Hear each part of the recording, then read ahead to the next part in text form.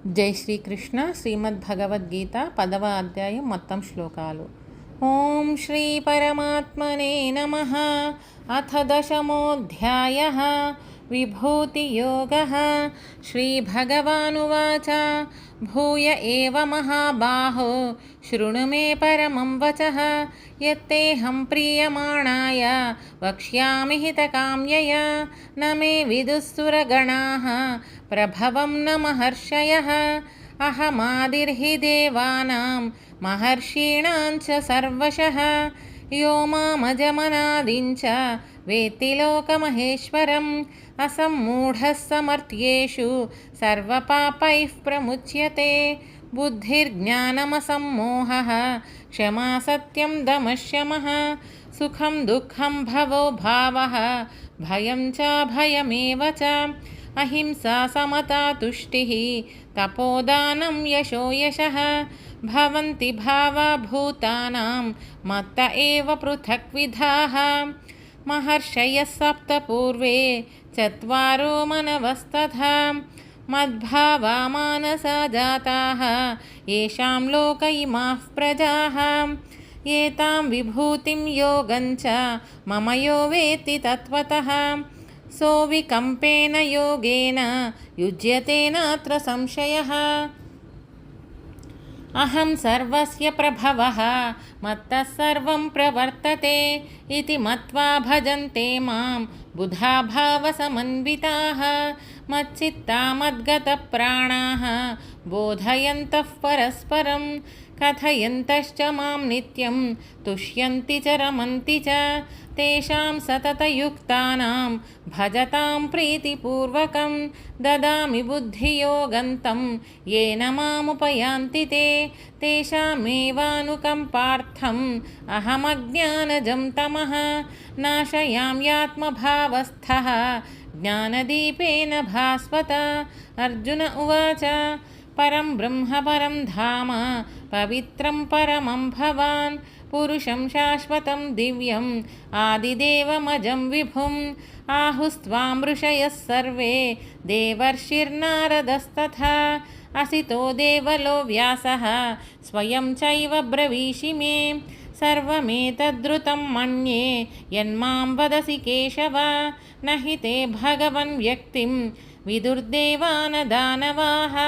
స్వయమేవాత్మనాత్మానం వేత్తత్వం పురుషోత్తమ భూతభావన భూతేశ దేవదేవ జగత్పతే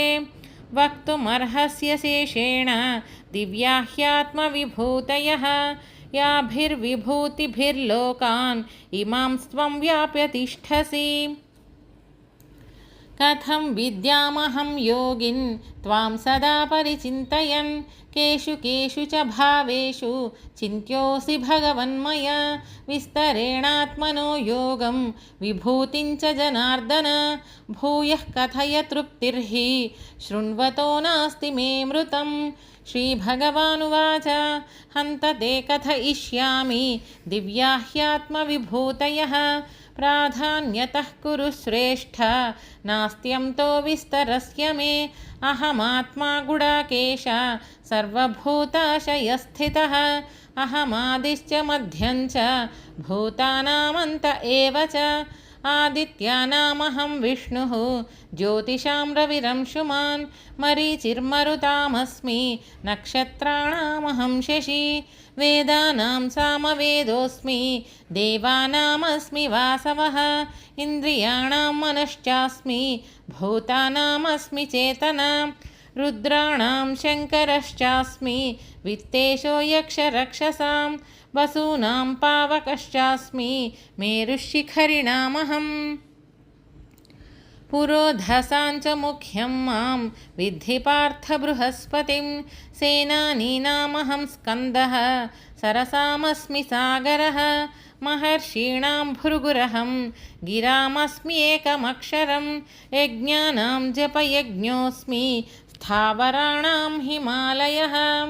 అశ్వత్థः సర్వవృక్షాణాం దేవర్షీణాం చ నారదः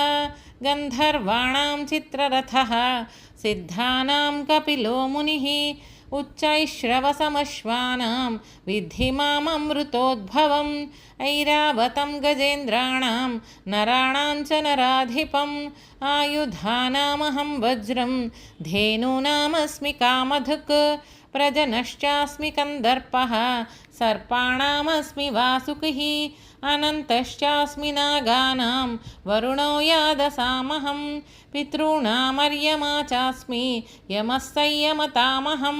प्रह्लादश्चास्मि दैत्यानां कालः कलयतामहं मृगाणां च मृगेन्द्रोऽहं वैनतेयश्च पक्षिणां पवनः पवतामस्मि रामः शस्त्रभृतामहं झषाणां मकरश्चास्मि स्रोतसामस्मि जाह्नवी सर्गाणामादिरन्तश्च मध्यं चैवाहमर्जुन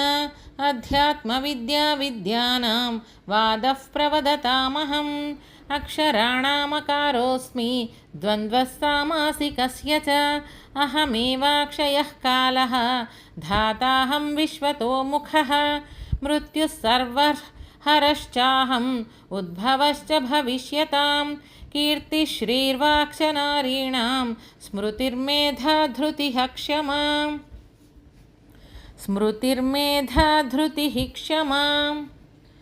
बृहत्साम तथा साम्नां गायत्री छन्दसामहं मासानां मार्गशीर्षोऽहं ऋतूनां कुसुमाकरः द्यूतं झलयतामस्मि तेजस्तेजस्विनामहं जयोऽस्मि व्यवसायोऽस्मि सत्त्वं सत्त्ववतामहं वृष्णीनां वासुदेवोऽस्मि पाण्डवानां धनञ्जयः मुनीनामप्यहं व्यासः कवीनामुशना कविः दण्डो दमयतामस्मि नीतिरस्मि जिगीषतां मौनं चैवास्मि गुह्यानां ज्ञानं ज्ञानवतामहं यच्चापि सर्वभूतानां बीजं तदहमर्जुन न तदस्ति विना यत् स्यात् मया भूतं चराचरं नान्तोऽस्ति मम दिव्यानां विभूतीनां परन्तप एष तूद्देशतः प्रोक्तः विभूतेर्विस्तरो मया यद्यद्विभूतिमत्सत्त्वं श्रीमदूर्जितमेव वा तत्तदेवावगच्छत्वं मम तेजोंशसम्भवम् अथवा बहुनैतेन किं ज्ञातेन तवार्जुन विष्टभ्याहमिदं कृत्स्नम् एकांशेन स्थितो जगत् ॐ तत्सदिति श्रीमद्भगवद्गीतासु उपनिषत्सु ब्रह्मविद्यायां योगशास्त्रे श्रीकृष्णार्जुनसंवादे विभूतियोगो नाम 10मोऽध्यायः।